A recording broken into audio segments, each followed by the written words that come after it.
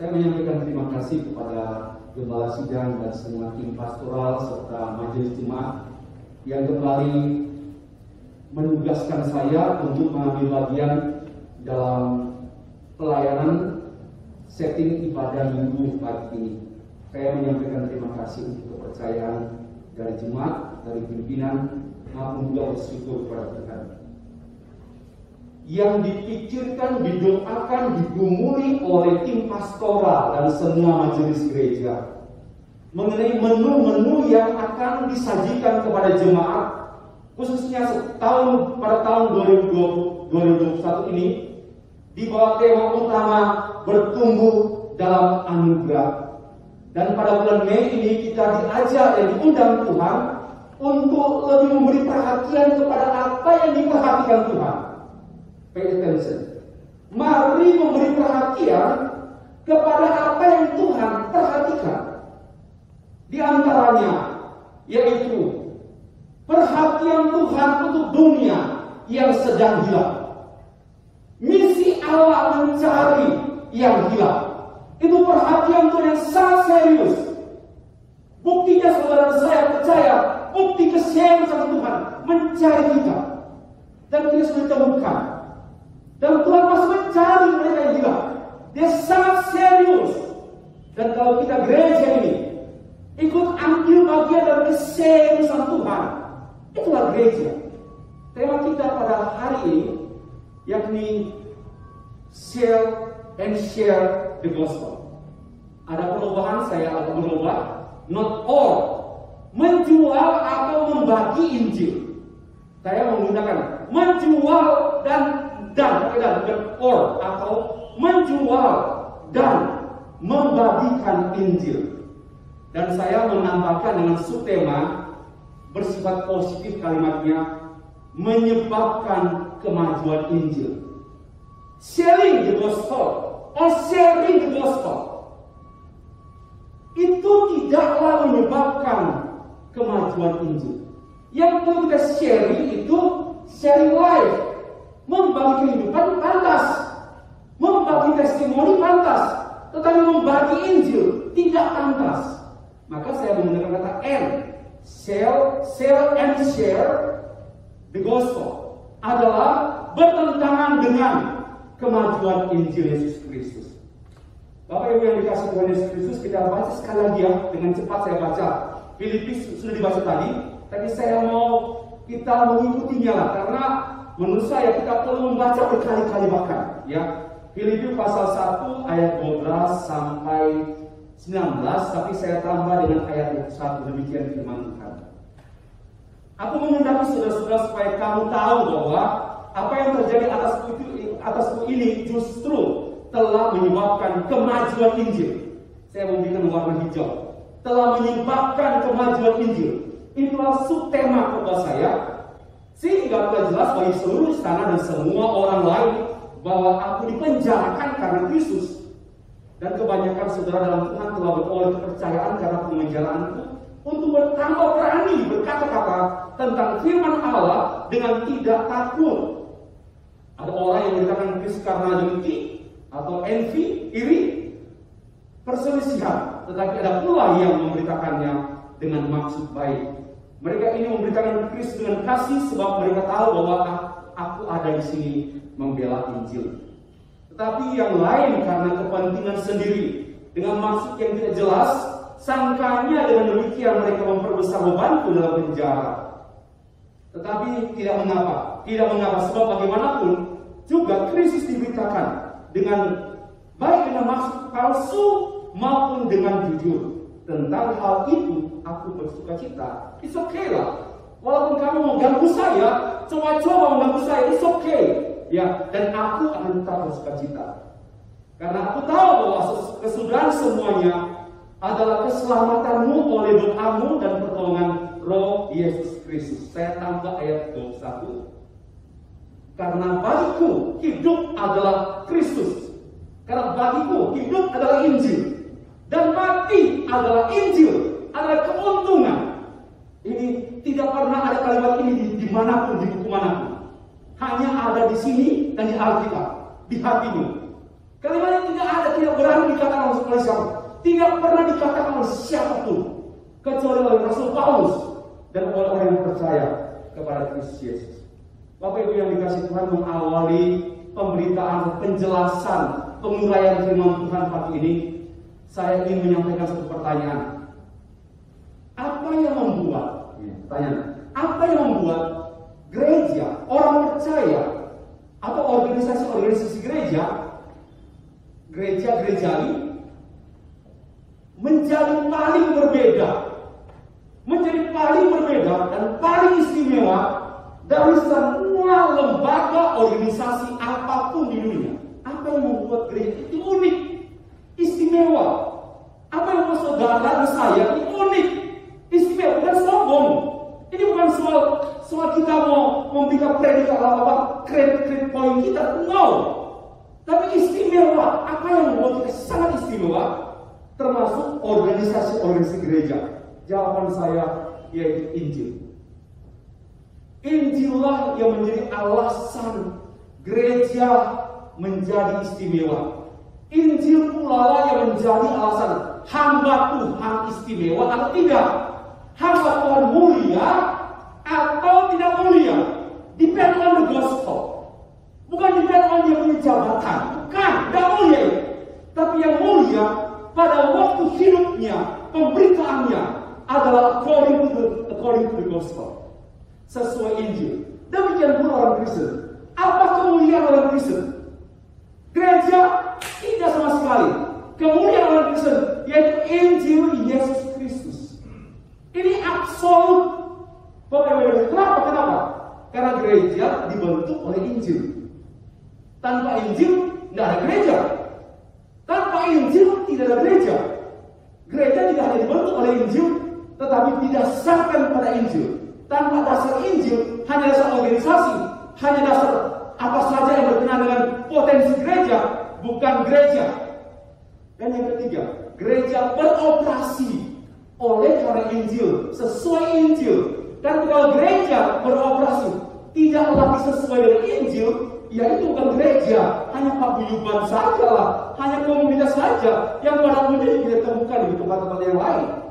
Sesuai Injil dan juga tujuan gereja tidak lain dan tidak bukan senantiasa berusaha dengan Injil Yesus Kristus yang diberitakan sehingga dunia percaya, diselamatkan, menjadi dewasa dan bertumbuh dalam anugerah Allah. Jemaat yang mengasihi dan dikasih Tuhan. Injil itu adalah bukan berbicara mengenai Matius, Markus, Lukas, Yohanes. Itu namanya kitab Injil. I'm not talking about that. Saya tidak bicara itu. Saya bicara Injil.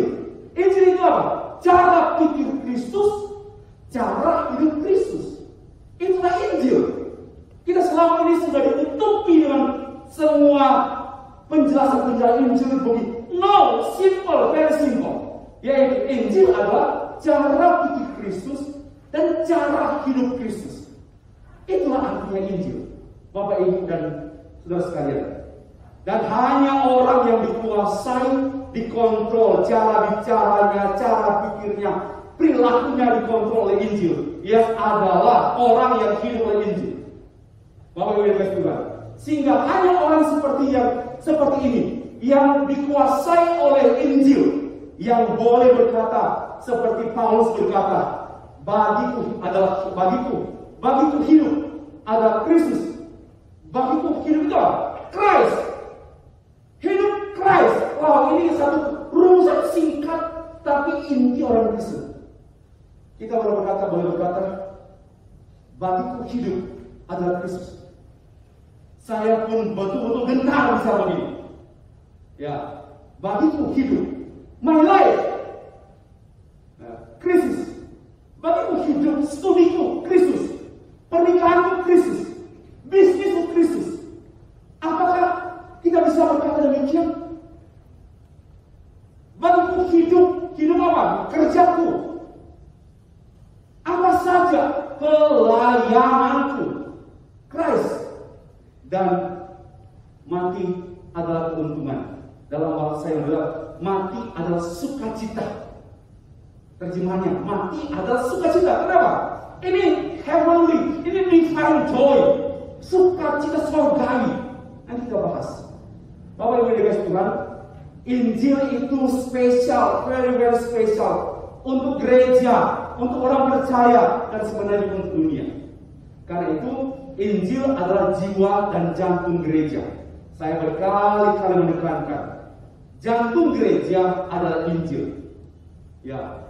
Dan jiwa gereja adalah Injil. Jantung hamba Tuhan, jantung pendeta, jantung orang Kristen, jantung istri Kristen, jantung suami Kristen, jantung pelajar Kristen adalah Injil.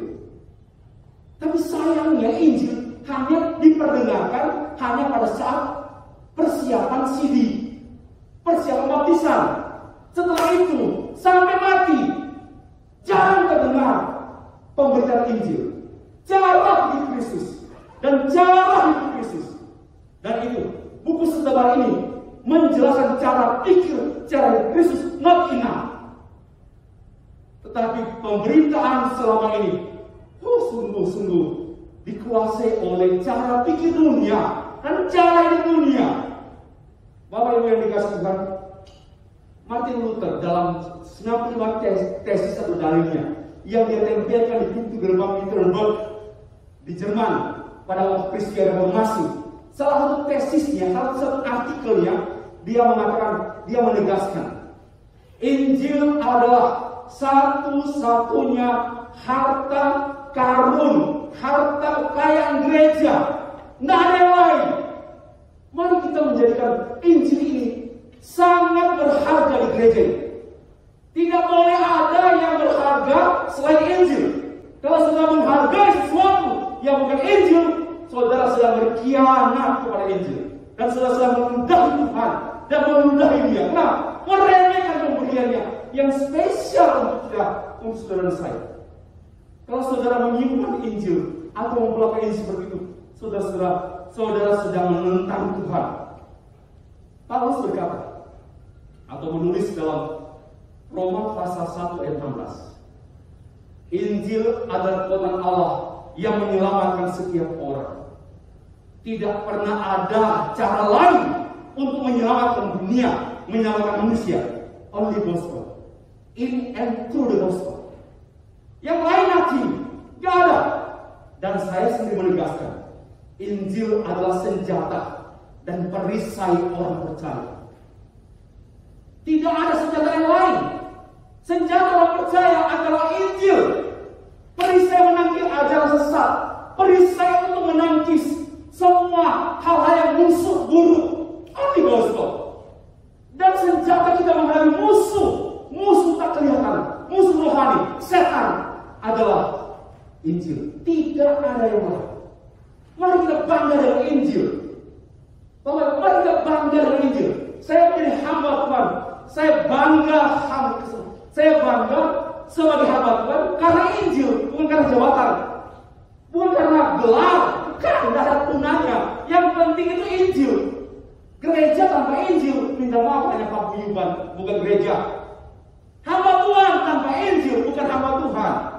Maka kita kembalikan gereja pada Injil. Kembalikan diri kita pada Injil. Karena Injil spesial, namun sangat disayangkan. Di sepanjang sejarah gereja, bukan sedikit gereja yang kekurangan Injil. Sudah 20 tahun Kristen ditanya, coba tell me about the gospel. Yesus mati di kayu salib, menebus dosaku, saya masuk surga. Injil itu Injil miskin sekali. Harusnya setiap orang Kristen dia harus membentangkan Injil 1 hour, at least paling sedikit 1 hour, 1 jam bicara tentang Injil. Itu orang Kristen yang dikuasai Injil. Tapi kalau hanya lihat Christ died on the cross for redeeming my sin, and I am dead. Semua itu. Dia mati, dia bangkit, dia naik surga dan akan datang. Hanya itu. Itu miskin Injil. Itu namanya kekurangan Injil. Saya kuliah 20 mata kuliah pun not enough to understand the whole gospel. Gak cukup. Apalagi hanya datang kebaktian 1 jam. Tidak mungkin, tidak cukup Bapak Ibu. Tidak cukup. Saya kuliah pun selama 15 tahun, 12 tahun, 20 tahun pun, I say not enough untuk mengerti Injil. Karena misteri Allah itu pribadi Yesus Kristus dan karya Yesus Kristus, keinginan Kristus yang bagi saya, nggak bisa cukup tertampung dengan buku seribuan halaman. So, don't stop to learn. Jangan berhenti belajar. Jangan berhenti ke gereja. Jangan berhenti haus. Kenapa? Belum cukup. Setelah banyak gereja sekarang kekurangan Injil atau bahkan kehilangan Injil. Akibatnya gereja menjadi lemah, tidak dapat berperan sebagai garam dan terang, tidak berpengaruh, biasa saja, hanya kumpul, happy ya. Sebaliknya, bahkan tidak memberi impact pada dunia, tidak memberi garam di tengah-tengah pandemi time seperti ini. What Christian impact dalam masa kegelapan sekarang? Kita ini dalam masa kegelapan pandemi times, era pandemi ini. Apa peran gereja? Apa cahaya gereja? Apa garam dari gereja yang bisa menolong dunia ini? Saya lagi menunggu. Saya terus ikuti ya berita dan juga Google seperti apa peran gereja menerangi dunia yang gelap sekarang ini. Bapak Ibu, tapi sebaliknya banyak gereja yang berubah menjadi seperti dunia. Kenapa? Kehilangan Injil. Hal yang spesial hilang. Maka itu jadi sama saja dengan dunia ini.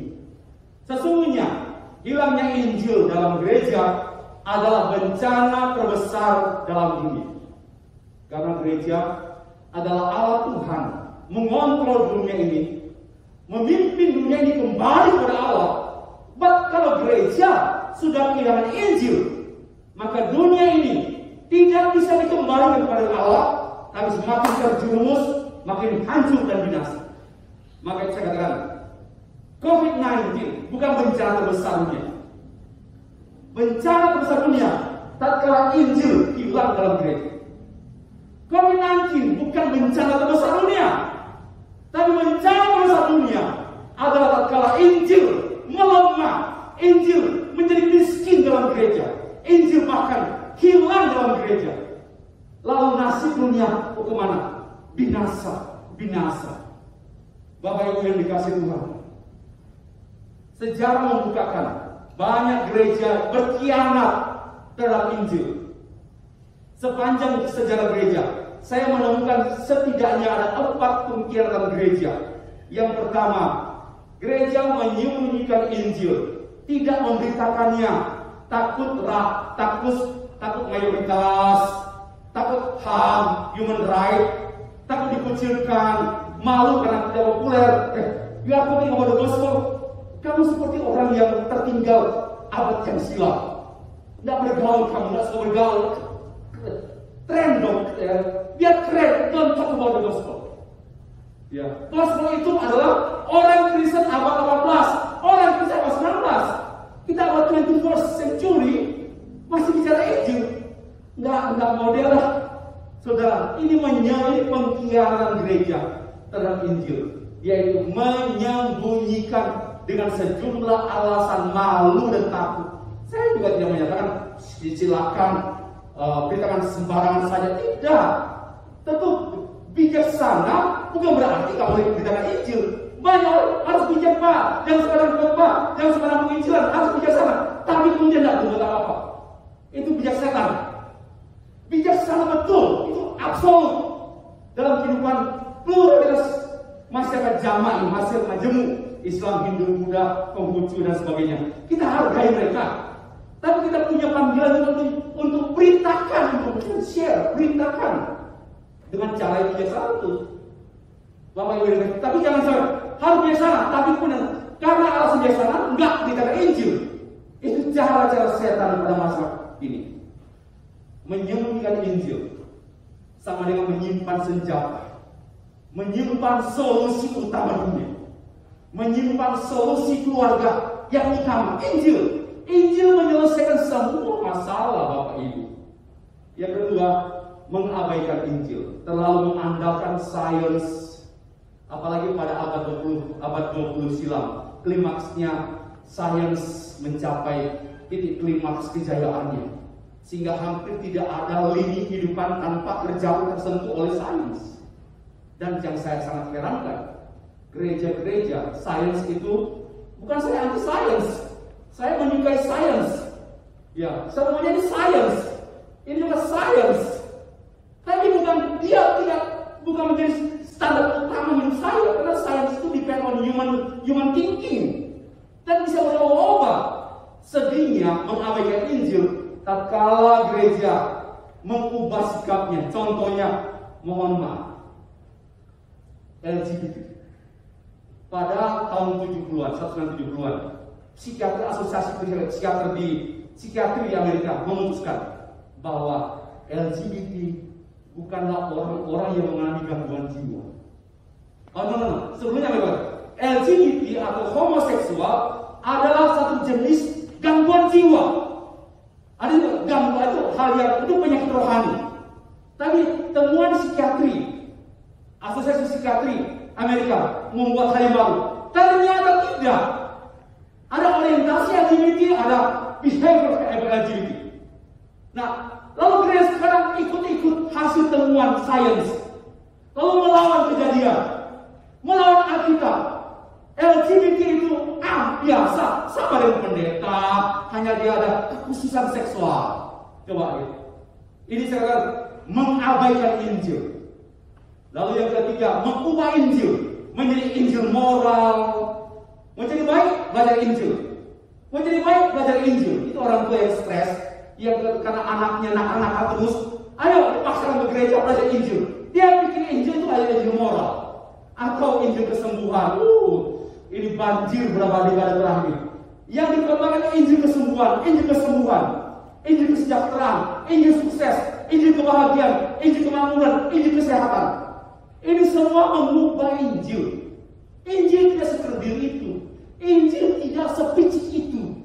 Injil adalah pikiran Allah, cara pikir Kristus, cara hidup Kristus, dan dia die on the cross. Untuk apa?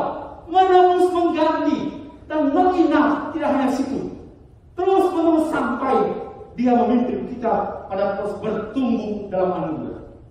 Tidak pernah ada proses pertumbuhan anugerah, bertumbuh dalam anugerah tanpa Injil. Gak mungkin. Mau bertumbuh dalam anugerah, only one way, gospel. Gak ada cara lain. Tidak cara lain. Bapak Ibu yang Yesus. Tapi seringnya yang keempat, memperalat Injil dipakai untuk kepentingan politik, kepentingan ekonomi. Ya, yang satu begini, ekonomi, politik, budaya, pendidikan, militer untuk Injil. Tapi ini balik, semuanya adalah Injil untuk ekonomi, Injil untuk politik. Ini bagi saya namanya memperalat Injil manipulatif. Dan saudara, akibatnya gereja-gereja memang kekurangan Injil, bahkan kehilangan Injil. Singkat kata saya bicara Bapak yang teks yang kita baca tadi, berdasarkan Filipi pasal 1 ayat 12 sampai 21, kita menemukan dua sikap gereja, satu yang pantas dan satu yang tidak pantas. Yang tidak pantas yaitu Injil bagi diri sendiri, sell the church, dengan cara apa? Selling, jual Injil dan bagi Injil. Ini tidak pantas. Jadi baik menjual Injil, apalagi menjual Injil maupun membagi Injil adalah sikap gereja yang tidak pantas. Yang pantas adalah diri sendiri demi Injil. Diri sendiri demi Injil. Studi saya demi Injil. Pernikahan saya demi Injil. Gereja ini demi Injil. Apapun yang orang Kristen upayakan, pikirkan for the sake of the gospel. Ini namanya genuine church. Dengan cara apa? Proclaiming. Yang kedua, for the advance, untuk kemajuan Injil. Yang ketiga, untuk pembelaan Injil. Dan kita tutup dengan kesimpulan. Satu, pengkhianatan Injil, yaitu Injil bagi diri sendiri. Rasul Paulus membukakan memberi cara-cara pengkhianatan atau ketidaksetiaan gereja kepada Injil Yesus Kristus. Ada yang memberitakan Injil karena dengki atau iri hati, karena perselisihan. Tetapi ada pula yang memberitakannya dengan maksud baik. Mereka ini memberitakan Kristus dengan lokasi, sebab mereka tahu bahwa aku ada di sini untuk bela Injil, tetapi yang lain karena kepentingan sendiri. Saya sengaja underline, menggarisbawahi, karena kepentingan sendiri, dengan maksud yang tidak ikhlas. Itu namanya menjual kepentingan sendiri, itu namanya menjual Injil. Banyak cara menjual, ini bukan soal semata-mata uang, ya, termasuk mendekati anak muda, menjual Injil seolah dia itu Tuhan dan menikah dengan dia. Cara-cara menjual juga, biar dapat cinta. Sangkanya dengan demikian, orang-orang yang berhadapan dengan Paulus itu ingin menyakiti hati Paulus itu. Ya, di sini ada penyelewengan, penyalahgunaan, pembelokan, pembangkangan, dan pengurangan arti Injil. Dan selama 20 abad, gereja jatuh bangun dalam bentuk-bentuk pengkhianatan yang saya sebut, penyelewengan, penyalahgunaan Injil, pembelokan Injil. Setia Yesus itu dibelok, akhirnya jadi Siti Aminah, membelok. Dulu hamba Tuhan yang setia dengan Injil, kemudian jadi liberal. Dulu hamba Tuhan yang sungguh setia memberitakan Injil, tapi kan kondisi pun berubah setia. Ini adalah pembelokan, termasuk pembangkangan. Disuruh menginjili, tidak menginjili. Ini pembangkangan. Gereja yang tidak menginjili, gereja yang membangkang. Dengar saya baik-baik. Gereja yang tidak menginjili, orang Kristen yang tidak menginjili adalah orang Kristen pembangkang. Dan banyak upaya mengurangi arti Injil. Injil sosial, Injil moral, Injil kesehatan. Wah, lalu Injil entrepreneur. Saya sangat setia itu. Karena gereja di dunia sekarang ini sedang memasukkan semua unsur-unsur yang top di luar. Entrepreneurship, ya, kewirausahaan. Lalu yang ngajar pendeta. Gimana bolehlah seminar entrepreneurship di Gunung Sebat di bawah. Oleh seorang ahli Kristen, orang Kristen memang entrepreneur, menolong gereja. Tapi gereja jangan dialihkan ke sana. Itu hanya salah satu peran gereja, dan itu pun bukan peran utama. Peran utama gereja yaitu menjunjung tinggi Injil. Entrepreneurship for the sake of the gospel, oke. Bisnis untuk kepentingan Injil, oke. Tapi Injil untuk kepentingan bisnis, setan. Ya, Injil demi kepentingan apapun, itu cara pikir setan. Mari kita perhatikan pengkhianatan selling the gospel. Rasul Paulus ada yang menjadi Injil karena alasan kepentingan sendiri. Demi Injil saya mencatat ada 3. Maksud ekonomis, maksud popularitas, dan maksud mistis. Ya, mencari keuntungan, cari pekerja Kristen, cari anggota gereja dikerjakan di perusahaan saya, supaya gampang-gampang. Ini banyak sekali satu hal yang menyedihkan. Jangan memperalat gereja, jangan memperalat gereja untuk kepentingan dan keuntungan diri sendiri. Tidak boleh. Itu sama saja dengan membengkokkan arah Injil. Maksud popularitas, dia pikir dengan menjadi majelis dia dihormati. Dia pikir dengan dia khotbah dia dihormati. Ini namanya sama dengan maksud mistis, maksud popularitas. Supaya apa? Apalagi sekarang kan makin terkenal, makin besar biaya pembayarannya. Artis-artis kan makin terkenal kan makin tinggi bayarannya kan. Termasuk stand up comedy. Makin populer kan makin tinggi harganya. Nah, mental ini masuk. Jadi hamba Tuhan terkenal, ya, lalu biayanya malah cost-nya tinggi. Ini namanya Injil demi popularitas dan demi maksud ekonomi. Termasuk maksud mistis. Injil untuk kesembuhan. Minta maaf, sorry. Injil itu dikirimkan kalau hanya untuk kesembuhan. Kesembuhan bukan tujuan tertinggi Injil. Tapi kesembuhan itu dampak ketiga. Keselamatan, dibenarkan, hidup benar, hidup suci, baru sembuh. Tapi sekarang orang menari dan mengubah Injil kesembuhan. Ini maksud mistis juga. Maka itu banyak orang Kristen sekarang muncul egonya makin tinggi. Ya, makin dipelihara oleh ajaran sesat. Diberkati diberkati, sudah puluhan dengan sorak-sorai, diberkati. Akhirnya menanamkan mental ya egois. Aku diberkati. Wow, kalau kita seperti ini, kita tak bertumbuh dalam anugerah. Kalau kita masih berpikir, I want to be blessed, saya ingin diberkati, kita tidak bertumbuh dalam anugerah. Bertumbuh dalam anugerah, Tuhan, apa yang saya mau persembahkan itu buah pertumbuhan anugerah. Ya, anugerah Allah pada kita, nama pada buahnya, senantiasa memikirkan yang baik, yang mulia, yang sedang didengar. Tidak menjadi halang pekerjaan Tuhan. Wow, Bapak Ibu, pasti banyak sebenarnya budaya ini. Tapi bukan sedikit pengusaha Kristen yang menjual Injil demi bisnisnya. Apalagi yang pura-pura jadi bertobat, jadi pendeta, beli ruko, jadi gereja, hanya untuk memperlancar bisnisnya. Bukan juga tidak ada pendeta yang mencari nafkah dengan menjual khotbah atas nama Injil. Yang saya sudah sebutkan tadi, makin populer, makin mahal. Ini namanya sell the gospel, selling, jual Injil. Ya, ini namanya pengkhianatan Injil, termasuk pamer pelayanan. Saya juga heran di YouTube orang pamer kami menunjuk ini. Kita semua, saya juga dan di gereja ini dalam ancaman, dalam bahaya, yaitu memamerkan prestasi gereja. Hati-hati, memamerkan prestasi hamba Tuhan. Hati-hati. Ini sebenarnya sama juga yang saya sebutkan, memperalat Injil demi popularitas. Ya, ada uang, ada barang, ada uang, ada Injil. Dan saya pikir begini, hampir tidak ada gereja, aspek apapun dalam gereja yang tidak berurusan dengan uang. Coba pikirkan. Saya tidak mengatakan anti uang, tidak. Tapi hampir tidak ada aspek apapun dalam gereja yang tidak urusan uang.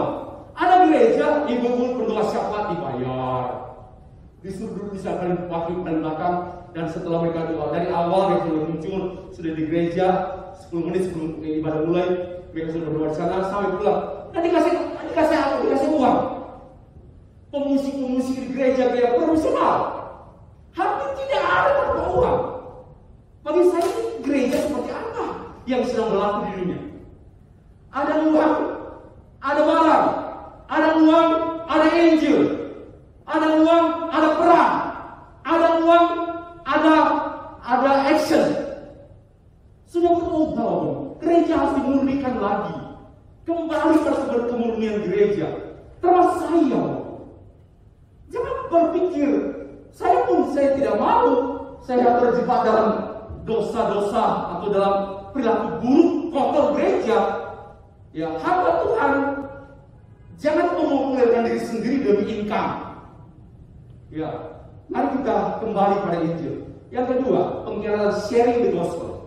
Orang Kristen melemah abad 21 ini karena pengaruh paham postmodernisme yang menolak absolute truth, kebenaran mutlak, sehingga pemberitaan Injil diubah, jangan dimutlakkan, Pak. Sharinglah. Kan sebenarnya Injil itu diberitakan, dikumandangkan, diumumkan. Hei dengar, only one way, tiket gospel. Bapak sombong sekali loh. Coba dibuat lebih nyaman, Pak, lebih human. Saya mau bagi Injil, terserah mau terima tidak. Ini perusakan Injil, Bapak. Ini pengkhianatan Injil. Boleh Pak gunakan kata sharing seperti ini, sharing life. Kita membagi kehidupan, good. Tapi tidak mungkin membagi kebenaran yang mutlak, tapi melainkan memberitakan. Karena absolut jangan di-sharingkan. Kalau kesaksian saya boleh di-sharingkan dan sering-sering di-sharingkan, boleh. Nah, kenapa saya membukakan? Istilah sharing menjadi tren dalam gereja, padahal istilah gerejawi yaitu pemberitaan Injil, beritakan, kumandangkan, diganti. Karena sebenarnya istilah sharing itu dari bisnis. Bisa sharing profit sharing, power sharing, job sharing, cost sharing. Lalu menjadi populer gereja. Oh, jangan ada kata sharing di mimbar ini. Hanya ada pemberitaan firman Allah. Ini divine truth. Bukan sharing. Tapi pengkhianatan gereja dalam Injil. Kenapa kita mau melemah? Kita mau sesuaikan dengan dunia, biar dunia tidak marah kan? Biar dunia tidak marah, kita katakan sharing lah ya. Saya mau sharing jurus sama saya. Terserah mau terima atau enggak, namanya sharing juga kan tidak maksa Pak. Bagi saya beritakan Injil. Saya tidak maksa, tapi let me tell you, there is no other way, only one way. Ya, kalau siapa kerja, nggak paksa loh. Sudah, saya tidak suka menjadi Kristen. Think about that. Alhamdulillah, you believe. Siapa pedulilah? Ini jadi beda. Jangan alasan, Pak harus bijaksana. Tidak perlu bijaksana, harus bijaksana. Tapi juga tidak paksa. Sharing bersifat menawarkan hal yang tidak mutlak. Padahal Injil adalah kebenaran mutlak. Diberitakan dengan penuh kepastian. Oh, firman Allah Injil penuh kepastian. Masa ditawarkan? Ini kekeliruan gereja berabad-abad. Rasul Paulus juga membukakan ada orang memberitakan Injil karena iri hati, karena perselisihan, karena kompetisi, motif iri hati bersaing dengan Paulus. Mereka pikir dengan cara demikian Paulus sakit hati, tambah sakit hati, apalagi di penjara. Sudah di penjara tambah sakit hati lagi. Tidak, Paulus tidak bicara itu. Semangat menginjil tetap menjadi spirit dan ada pada Paulus, sekalipun dia berada di tengah-tengah orang yang menginjili dengan motif-motif iri hati. Saya mikir ya, di dunia Indonesia ini banyak gereja besar sini. Gereja besar. Ayo kita semangat menginjili. Masa hanya dia yang bisa gereja besar?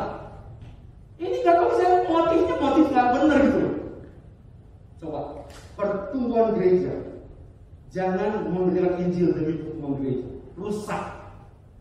Dalam 2 dekade terakhir ini, tema pertumbuhan gereja, di mana-mana seminar, di hotel-hotel, just grow, just planting, just grow. Lalu kata kuncinya, beritakan Injil supaya gereja bertumbuh. Setan punya pikiran. Beritakan Injil bukan supaya gereja bertumbuh. Beritakan Injil ini untuk apa? I don't know, I believe. We preaching the gospel, itu saja. Jangan memanipulasi pemberitaan Injil demi apa? Demi ekonomi, demi apa? Supaya jual banyak, kesembar banyak, gereja besar, nama terkenal. Tidak boleh ada agenda apapun. Proclaiming the gospel. Why? Jesus minta saya beritakan ini saja. Mari jadi hamba Tuhan polos lah. Gak boleh ada agenda lain dalam pemberitaan. Enough. I proclaim the gospel. Tahun depan lagi tidak apa-apa. I proclaim the gospel. Bukan saya setuju, nggak setuju. Bukan saya setuju, nggak setuju. Saudara nggak setuju pun itu urusan saudara dengan Tuhan. Tapi urusan saya, proclaim the gospel, bukan sharing apalagi tua. Itu pekerjaan setan.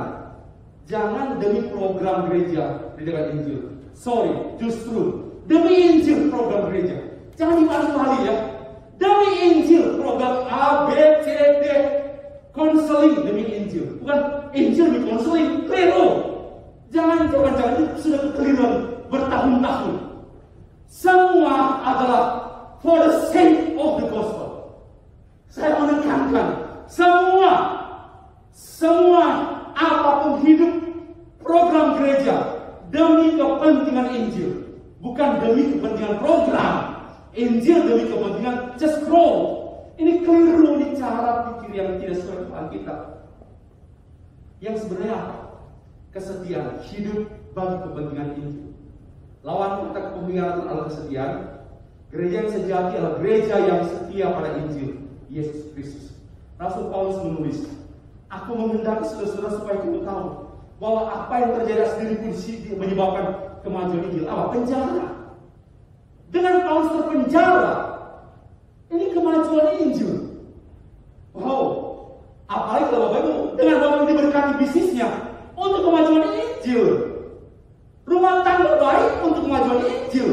Semuanya untuk kemajuan Injil. Semua program gereja untuk kemajuan Injil Yesus Kristus. Apapun demi Injil. Nah, Kesekian, proclaiming the gospel. Karena saudara, Islam bagi seri sudah sesuai. Islam sesuai adalah memberitakan. Dalam bahasa Yunani, kerusosi. Dari kata keruso yang berarti to hero, mengabarkan, mengumandangkan, mengumumkan. Dalam bahasa gereja, preaching. Jangan ganti dengan sharing. Preaching itu sudah sesuai, preaching and proclaiming. Tolonglah jangan sekularkan gereja dengan istilah-istilah kotor. Kita kembalikan gereja ke Alkitab. Alkitab mengajarkan proclaiming the gospel, not sharing the gospel. Kenapa? Dengan demikian gereja sudah berubah, sudah mengubah Injil, mengecilkan mengkiati Injil, sehingga istilah sharing gospel itu suatu hal yang konkret tentang pengkerdilan Injil. Karena Injil unik, final, dan istimewa. Karena itu kita harus bertobat, kembali menulis dan menyebut kata memberitakan Injil, mengumandangkan Injil. Mari kita mendengarkan pemberitaan Injil, bukan sharing, bukan. Bapak Ibu, yang kedua, untuk kemajuan Injil, saya sudah tekankan. Paulus ke penjara demi kemajuan Injil. Paulus rela di penjara, menulis kitab Filipi di penjara, dan demi Injil dia menulis kitab Filipi di penjara. Apa artinya? Pemenjaraan Paulus tidak memenjarakan Injil. Justru dengan Paulus dipenjarakan, Injil semakin maju. Bapak Ibu, boleh jadi kesulitan kita, Tuhan mau Injil maju. Saya sulit menemukan kemajuan saya demi kemajuan Injil. Sulit. Kadang-kadang ada yang Injil. Saya harus begini dulu supaya Injil maju. Saya kaya dulu supaya Injil maju. Kaya ini bukan cara kerja Tuhan. Cara kerja Tuhan, kamu susah dulu demi Injil maju. Ini cara kerja Tuhan. Cara kerja setan yang dikutip oleh kelompok gereja tertentu. Jika saya berkati, saya akan melayani Tuhan. Di mana ayatnya? Kalau saya kaya, saya sukses dalam kemakmuran, saya akan setia dengan Tuhan. Di mana ayatnya? Ayat setan itu. Yang ada, even though sekalipun aku berjalan dalam lembah kelawan, dan even though saya di penjara, tapi Injil maju gitu. Mari ubah mindset, cara pikir setan tinggalkan, kenakan cara pikir Tuhan. Mungkin ya di Islam, saudara, karena iman, bukan karena kurang ajar kita, karena iman kita dibiarkan, karena mau dibuat, it's okay, jangan susah, asal dari Injil. Kita akan heran-heran. Oh ternyata ini maksud Tuhan. Nanti ini adalah hal-hal yang ajaib. Jadi sometimes, bahkan pada umumnya, hal-hal yang buruk menimpa kita demi kemajuan Injil. Hidupmu maju juga. Masa Injil maju sudah tidak maju? Bapak Ibu, para saya pikir sudah penjara demi kemajuan Injil tidak hanya juga membuat orang lain diselamatkan, tapi juga membuat orang lain maju dan berani. Pemenjaraan Paulus itu membuat banyak orang makin berani juga mengejar Injil. Ini namanya model. Not only preaching the gospel, but his life as a model. Model pelayanan, model hidup yang menggairahkan, yang menyemangati orang lain. Ini yang Paulus mengungkapkan. Akhirnya yang ketiga, untuk pembelaan Injil. Tapi ada pula yang model Injil dengan maksud baik. Mereka ini model Kristus dengan kasih, sebab mereka tahu bahwa aku ada di sini membela Injil. Komitmen hidup demi kemajuan Injil berasal dari motif kasih. Ya, karena kasih. Mengasihi Injil artinya tidak membiarkan Injil diselewengkan. Mengasihi Injil artinya tidak memperalat Injil. Mengasihi Injil artinya jangan ubah Injil. Karena itu mari belajar di gereja. Di gereja tempat belajar, tidak hanya tempat ibadah, tempat belajar. Sudah salah selama ini gereja tempat ibadah. Salah. Gereja tempat ibadah dan tempat belajar. Bapak Ibu dari kasih Tuhan, karena disinilah kalau orang mengasihi Injil, dia tidak akan mengubah Injil demi kepentingan bisnisnya, demi kepentingan politisnya, demi kepentingan popularitasnya. Ego-ego ini semua disingkirkan oleh Injil. setia kepada Injil artinya membela proitorion, apologo, Injil, yaitu menjadi pengawal. Dalam bahasa Yunani, istilah protarion. Dalam bahasa Latin, praetorius itu sejumlah tentara yang disiapkan untuk membela kekaisaran Romawi. Kata ini dipakai Paulus untuk orang Kristen membela Injil. Apa artinya? Jangan mengubah Injil, jangan menurunkan mutu Injil, jangan juga meremehkan Injil, jangan mengabaikan itu cara pembelaan. Selama ini pembelaan Injil itu debat-debat, bukan debat. Di sosial media itu terlalu banyak debat-debat. Yang bagi saya sudah melenceng banyak, nggak semua, banyak yang melenceng. Membela tapi sebenarnya membela doktrinnya, membela argumentasinya. Bukan Injil yang dibela. Bapak Ibu dikasih Tuhan, Paulus membela Injil dari serangan pemberita yang tidak ikhlas, tidak murni, sehingga ia berkata, tetapi tidak mengapa bagaimanapun Kristus didakan. Apa artinya? Walaupun mereka tidak ikhlas, tidak murni, without love, bagaimanapun Kristus dibedakan. Apa artinya?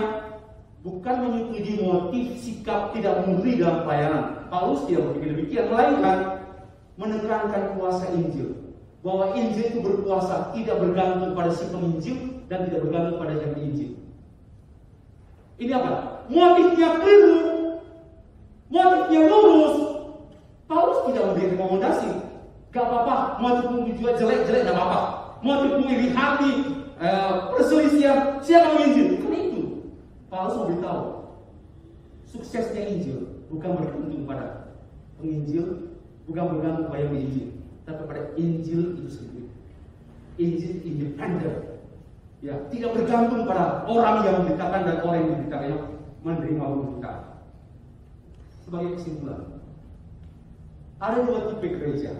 Dari ini, pertama, gereja yang hidup demi kepentingan gereja, kepentingan sendiri.